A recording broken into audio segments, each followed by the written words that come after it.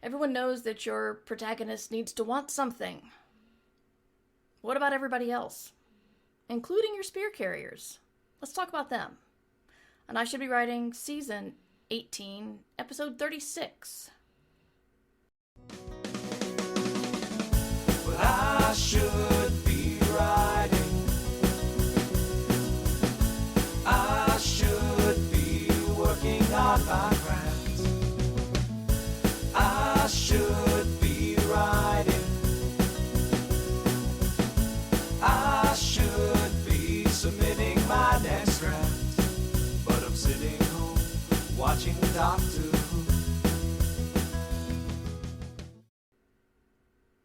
Hi, everybody. This is I Should Be Writing, the podcast for wannabe fiction writers, and we meet live on twitch.tv/MightyMur, Tuesday, Thursdays, 3 p.m. Eastern Time, and then we edit the show and put it up in the podcast feed for later consumption. I got a bit of food poisoning last week and got behind on, and I was already behind on posting, so there's 2 weeks of episodes that will be hitting the podcast feeds and the Patreon feeds starting today. You should have already gotten one. Those will be coming for the rest of the week, pretty much, so I can get caught up. But there's 2 episodes of Ditch Diggers and 4 episodes of I Should Be Writing about to come. My name is Mer Lafferty. I never know whether I say that or not. Even when I'm reading from the interview, from the, when I do a teleprompter type thing for myself, or a script. It's not a teleprompter.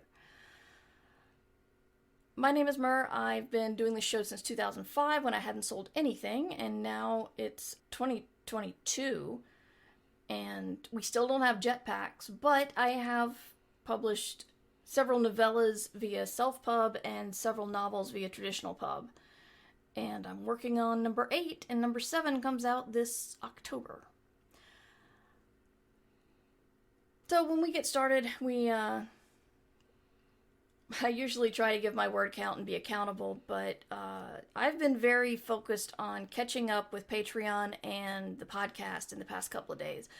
I got the first part of a new short story for Patreon written. It's a very weird story that just kind of is going wherever it wants. I was going to do something amusing with an Amazon type site, and then it went from that pretty quickly to sort of a girl putting on a pretty much a downplayed mech. It's not really a mech, but it's more than just a breather, to go out and take care of her father's kudzu vineyards. Also, there's invasive sentient vines coming for the farm. So, yeah, so I have not, I got that written yesterday, but I haven't looked at my book word count. When I did do work on the book yesterday, it went well. I think I've crested a hill or something, and things are going to be faster and easier to write from now on. I still have a lot of editing to do on the front end, and I have to get to my Station Eternity for some last minute proofs, because a thorough proofreader found some inconsistencies with the dates, and I hate dates. Why I made this woman have carefully logged murders in her past, murders she solved, and mentioned almost all of them. Why I did that, I don't know.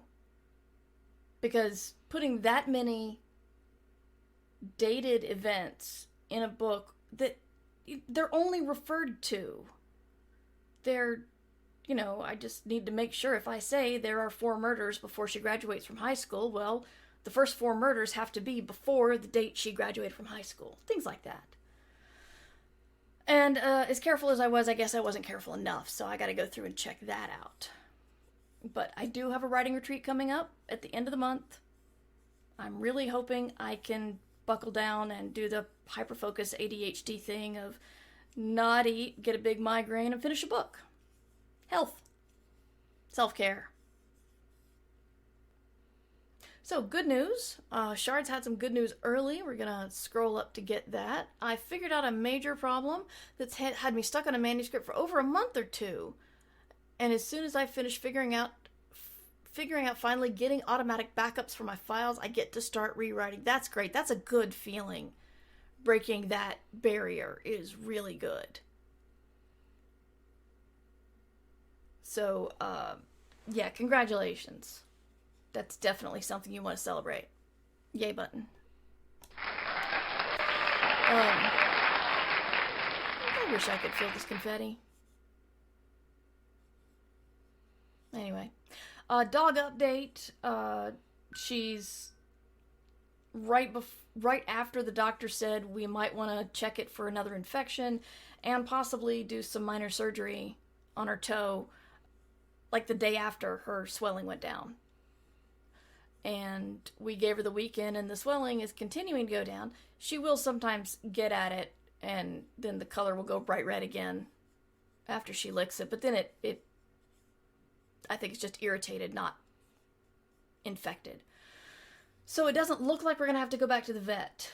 She's still in a cone because we can't trust her not to lick. But when she gets time out of the cone, she often lounges around for a little while without investigating the foot. So I think she's feeling better. I think the meds are working. I can't remember a time when she wasn't wearing 2 e-collars. I know it was in the past sometime. But whatever. Dog's doing better. Yay for progress on Pupper's foot. Yes. And I think, I got the first part of the kudzu fiction sent out. There are a couple more people I need to get it to. And I'm catching up with Patreon stuff. Happy about that. Tentative good news here. Kitty seems to be tolerating the cancer drugs well and hasn't been particularly fractious during administration yet. That's good. That's really good. It's so hard. Dogs, or pets rather, that won't let you medicate them is so hard. Rose has given us a lot of problems. But one thing she does is she will let you pretty much do anything unless it hurts a lot. She'll let you investigate her feet. She'll let you put eardrops in her ears. She doesn't like it, and she kind of whirls away the minute you let her go. But she doesn't fight. She doesn't resist. But it's like our other dog. When I made him sick, I gave him too much beef fat because I did not know that can shut down their pancreas. Don't give your dogs beef fat, folks. Anyway, when I made him sick with pancreatitis last year, we had to give him pain meds, but he wouldn't take them because he had no appetite and he felt bad because of the pancreatitis, and he wouldn't eat, and I couldn't get a pill into him. It was awful. It made everything with the guilt and upset I had even worse. Good times. And this dog will, sneak away and eat food. We've got a little table on our couch, and I'd eaten a piece of cake like a grown-up, left a bunch of frosting behind because suddenly you look at it and you're like, how the hell did I ever want this when I was a kid? And because I'm a slob sometimes, I left it there. And then I came back in the room an hour later and I looked at it. And I looked at my husband. And my husband is not the kind of person to sort of wander around and scrap dog any food he sees. But I just had to ask, did you eat the frosting that was there? And he's like, no, I thought you ate it. And then we just both looked at the dog, who got up on the couch. He doesn't get on the furniture. He got up on the couch in order to eat the frosting. Dogs, man. Starry Green has mixed news. The outfit I did the rewrite for had some serious demands, and I withdrew. Did I get credit for the 2 pieces I turned down for same outfit? I don't know.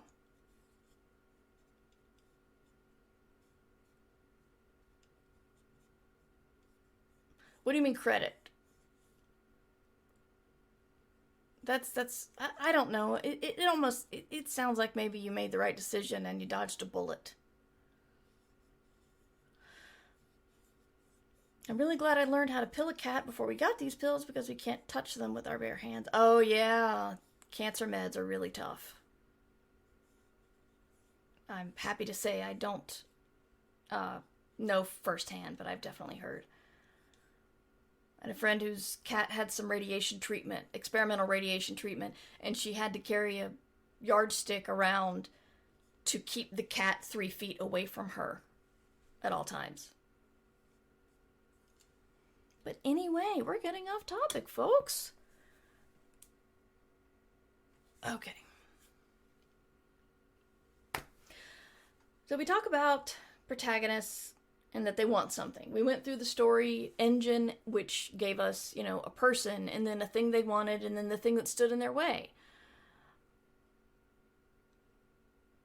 It's good to have a reason why they want the thing.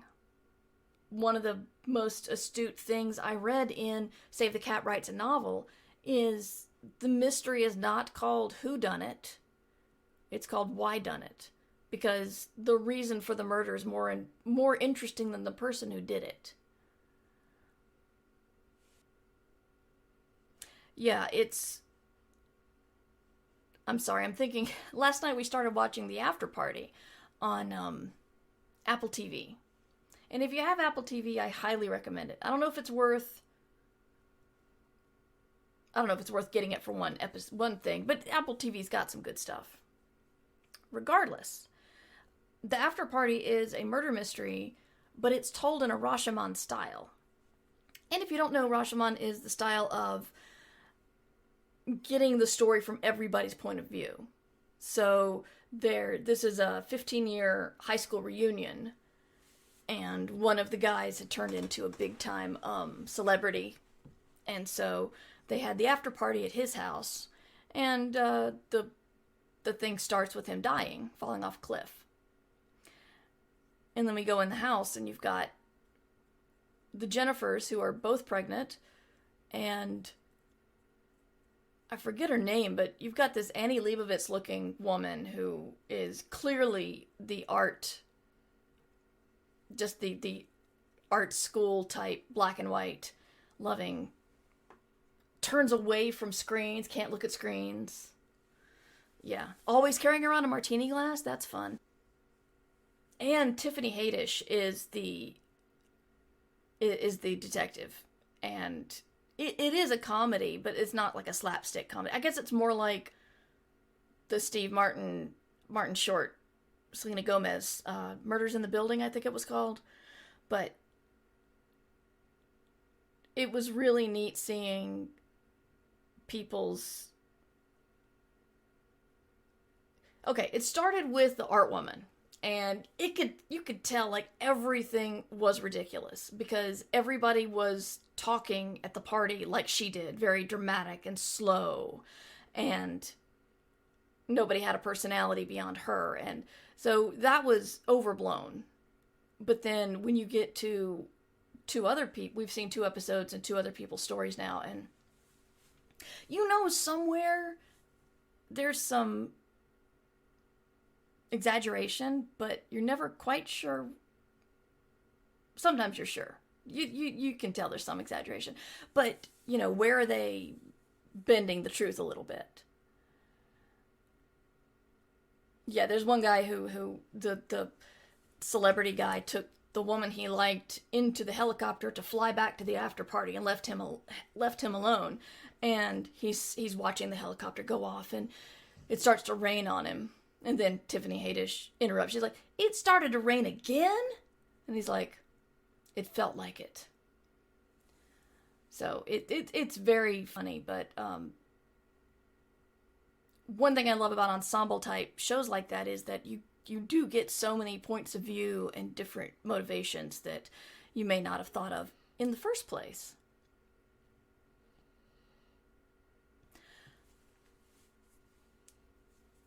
I had a point talking about the after party. I think I'm just excited about it. It was funny. And our protagonist is a escape room designer. And he finds out that A, the cop, the detective is a fan of his, and B, is the kind of person to ask for clues all the time. And he's like, so you were surrounded by clues in the escape room, and you couldn't get out of the escape room, and you're a detective. Yeah. Anyway, there's an awful lot of poor writing has. People do things to help move along the plot. And yes, that's what characters are supposed to do, but you need to show them doing what they're doing for their own reasons. This is why I hate certain action movies. Because, you know, when you've got a group of people and they all rush the hero, and the hero kicks the crap out of 60% of them, and the remaining 4 jump on in because their story is going to be different. When the Watchmen movie came out, the first one, I haven't seen the more recent dramatization, but when the movie came out a while ago, it was very, very happy about the visceral, like, fights were bone breaking. So it's not just like that punching on meat sound. They were bones being broken, elbows being broken. It was very, very brutal scene. And as the limbs were being broken, more people came in to attack. And I'm thinking, you know, at the first broken wrist, I'm grabbing my buddy and running the hell out of there because I have some sense of self-preservation. And sometimes I feel like genre movies are like that. We're, you know, how many innocents / spear carriers did Luke and Han and Leia kill? And then suddenly when it came to Darth Vader, it's like, oh, we gotta keep him alive because you don't want to be a killer. And you're like, how many were on the Death Star? And things like that are just completely focused on the hero, and murders that are important only when the writers think they should be important. Unfortunately, it's pretty common, but I think it's sloppy writing.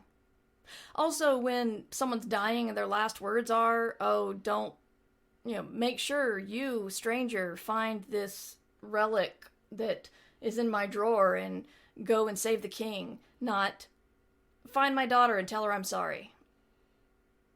Because I'm pretty sure my last words are going to be me focused. I think that's a time I'm allowed to be completely and utterly selfish. Does that carry along the story, though? It depends on how you put that person in the story in the first place. There are ways to do it. You can still make somebody have self-preservation or be self-centered, and I mean that in the best way possible, but still, you know, carry the story along. I love stories about spear carriers. They're some of my favorite stories because you get a different view of the powerful protagonist, and it's not always positive. Babylon 5 Season 5 was a hot mess. But there's an episode in the 5th season that's absolutely brilliant that is told from the point of view of 2 guys who are just cleaners on Babylon 5. And, you know, when things are happening and the captain and the commander are all running past them, and it's, it's really interesting. You also get a sense of setting when you tell the story of the minor characters, because they're going to care more, you know, the guys who do the waste disposal are going to care more about the infrastructure of Babylon 5 than the heroes do. And if the infrastructure breaks down, the heroes only find out about it when things really get bad. So I think even though what I was just talking about sounds like just injecting chaos into your story, where people run away and have self-preservation in mind, or their dying words have nothing to do with the hero's story and the hero's confused, yes, that would inject chaos. So you got to figure out how to seamlessly put it in. You know, why is the toady attacking again and again and again when it's not working? Does the evil overlord care that the 10 thugs they hired are now have, all have broken elbows?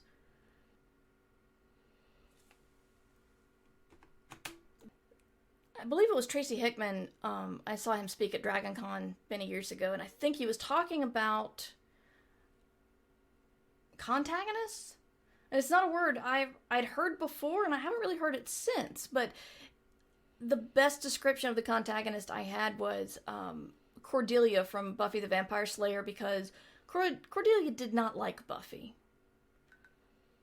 She didn't have any powers. She didn't like Buffy. They were rivals. But, when it comes to world ending and monsters win or help Buffy, well, she's going to begrudgingly help Buffy. But she's not going to like it, and she's not going to do a great job because it helps Buffy. And I really like characters like that, because you can tell they are acting in their own interest even though they help move the plot along.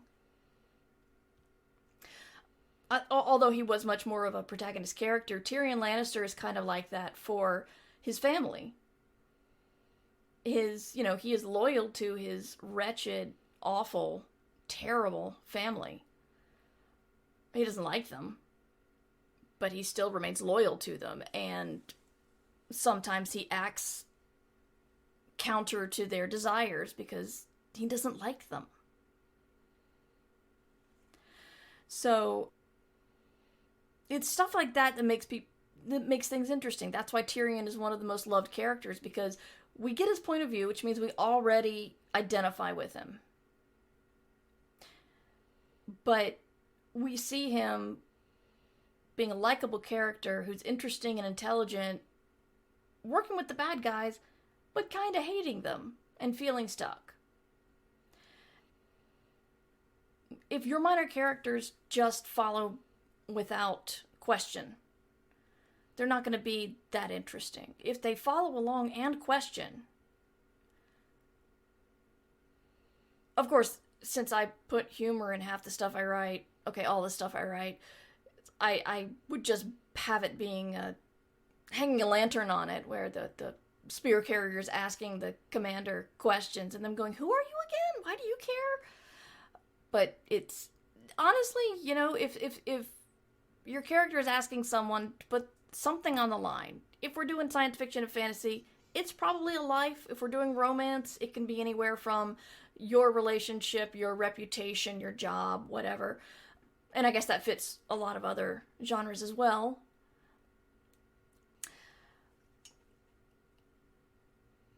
The spiral of, I forgot what I was talking about, and now all I can think about is how I forgot, and now I gotta get back on track, but all I can think about is how much time has passed. Yeah, give me a second.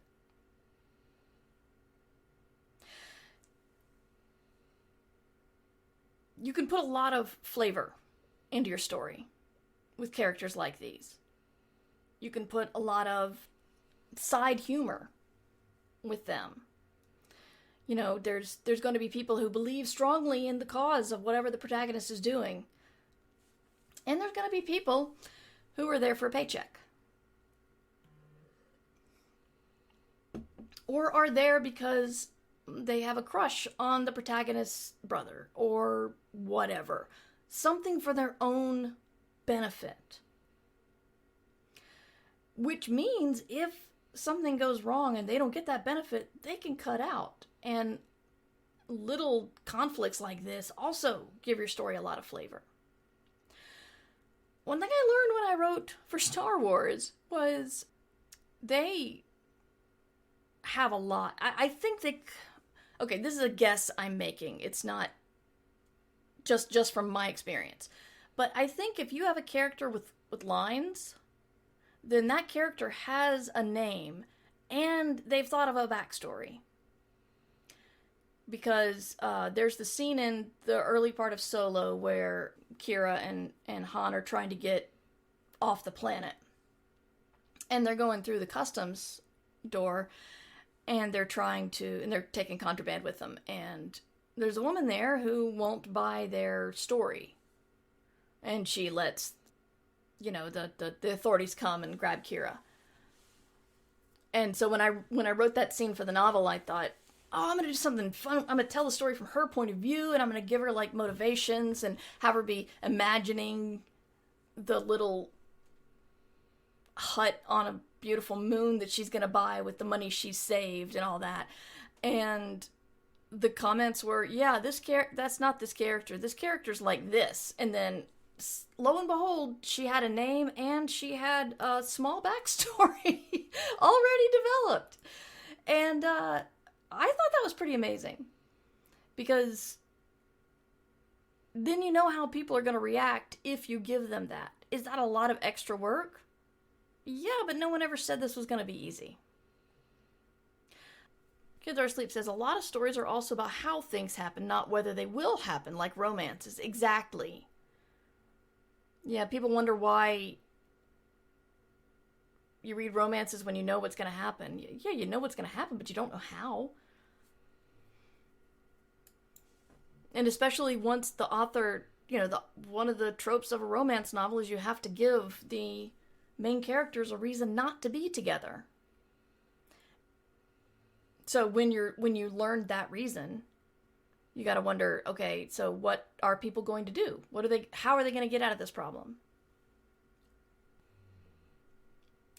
Preemie, what is your thoughts on spear carriers and whether they need motivations and whether they need personalities beyond, yes, I will run into the fight even though all of my fellow minions have been absolutely killed or had bones broken. But this time when I attack, it'll be the same. It'll be different. I just realized I was pretty much telegraphing my opinion a little bit. But I just think that, and you don't have to come up with a huge backstory. Not a massive one, but, if you've got somebody who's there and my mind goes to science fiction, of course, and fantasy. But it really does fit any other genre. If you've got the guy at the corner grocery store who talks to the protagonist every morning, what's his story? I think it's easy to give them motivations and fears that pull them into the events of the plot if we need them, but I don't think they need to feel particularly complex or real, yes. If there's one really prominent personality characteristic about them, physical or whatever, they're memorable enough. Excellent, thank you. That was Preemie, whose book came out a week ago. And we all have that. A lot of us run down the rabbit holes, and I was talking about it like I was struggling with my own character in my book, but when I got a chance to make a one-shot RPG character, I knew everything about her in a very short amount of time. It happened again when I was helping a friend out with a narrative for a game they're working on, and I don't know how much I can say, but it was basically like, do we have this kind of people in, do we have elves in this story? And then immediately I was thinking about the person who, there were elves, but they didn't like the humans, and they kept to themselves, except for that one human they kidnapped for this specific purpose. And then I thought up her backstory, and it was just like rolling down a hill. And when I can make my own characters and books feel like that, then I know I will have won.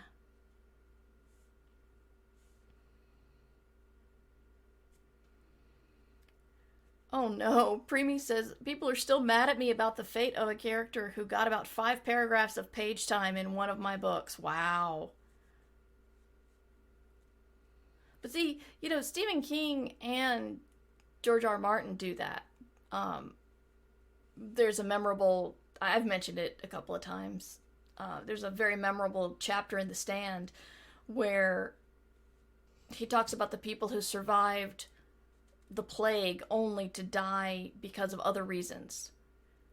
So each person gets a page or two of backstory, their motivations of why they died the way they did. You know, there was the guy who was mourning his 11 children and wife, and he was a jogger, and he just jogged until he died. And then there was a woman who was absolutely convinced that the world would degrade into sexual assault and violence, and so she sat on her front porch with a gun. It was a very old gun, and the minute she saw a man, she shot it, and it blew up and killed her.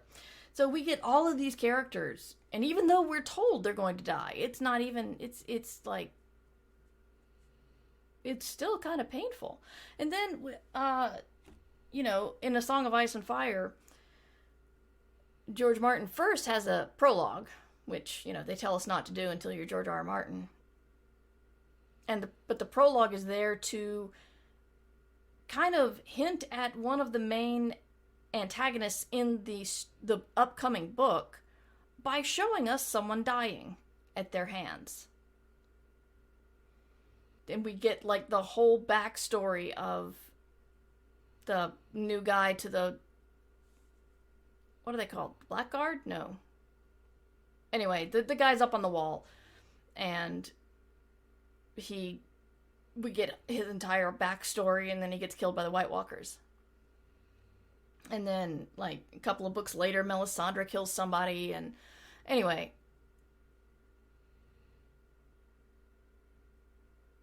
Night's Watch, thank you, Christian writing. But, it's when you're doing your minor characters, think about them as people and why they need what they need and why they're doing what they're doing.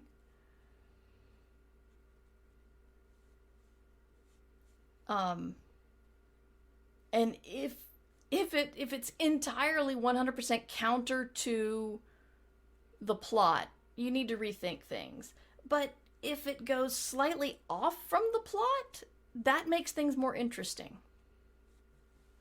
I mean, no, we don't need to see your hero go and personally recruit every single spear carrier and do a personal, heartfelt reasoning with them.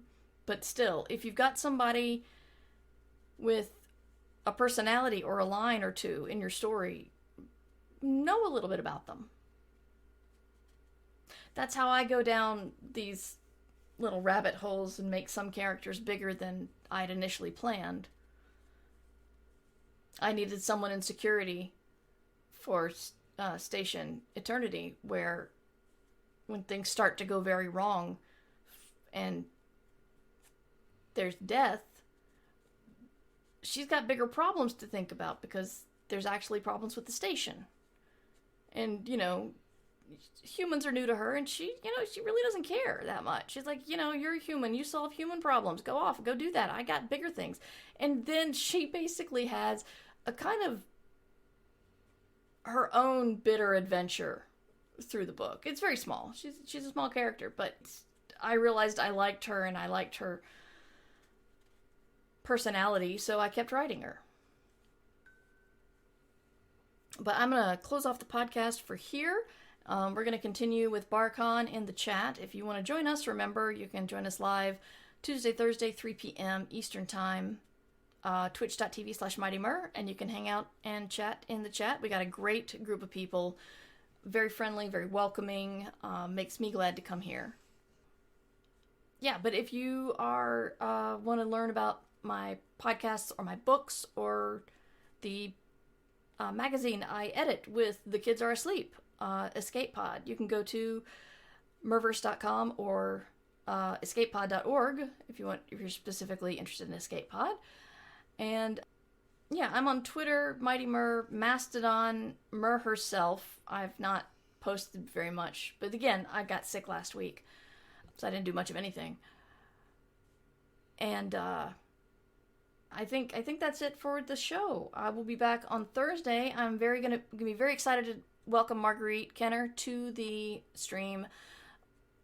She's going to be talking to us about IP and copyright. She is an American working in the UK, so she is a lawyer, but she is not your lawyer. So it's she'll have that lens of being very aware of U.S. copyright law but practicing British law and stuff like that. So but she is heavily involved with IP and copyright and knows stuff. She knows a lot of stuff. So I'll be very glad to welcome her on next time. So again, that's 3 p.m. Eastern on Thursday. Tomorrow I'm going to be playing a game. I'm not sure what. I do have to visit somebody in the middle of the day. If that goes long, I'll alert the Discord or something. But anyway, thank you for hanging out and for listening. You should be writing.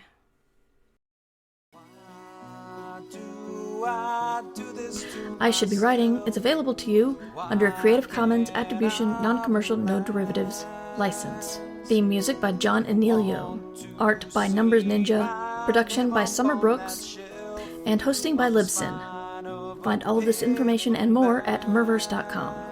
And remember, we can't do this without you. Thanks for your support. Well, I should be writing. I should be working on my craft.